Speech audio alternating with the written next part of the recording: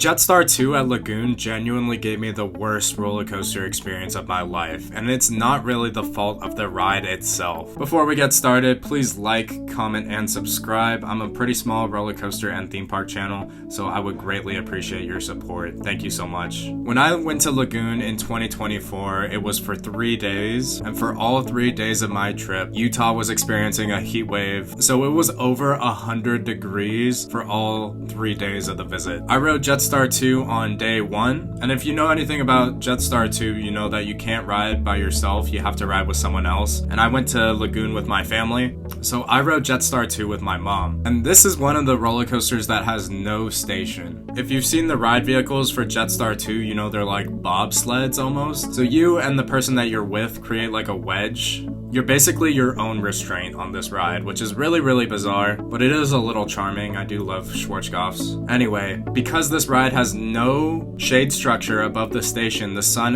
was just beating down on those ride vehicles, so they were absolutely roasting. And I sat in the very back of the train, and my legs had to be straight for the entire ride experience, and they were lying on like metal panels, so my legs were getting absolutely cooked for the entire ride experience. Going up that spiral lift hill, which is really cool on paper, but I was in so much pain. I was actually dying. Like, I was actually yelling in pain, which like I don't do very often. Like, I'm a pretty quiet person, despite what you see on my YouTube channel. But my mom, God bless her, she had a bottle of water, so she gave it to me and I dumped it on my legs because they were getting cooked, dude. So the water did provide temporary relief, but by the time we reached the top of the lift hill, my legs were in a lot of pain again. So through the entire ride experience, I was just absolutely dying. The ride itself did actually provide a good distraction, so it got my mind off of how much pain I was in. And then I think the brake run was in the shade, so that provided a little relief. And by then my legs were kind of cooling down. Like, I think the metal was adjusting to my legs. But because of the conditions of my visit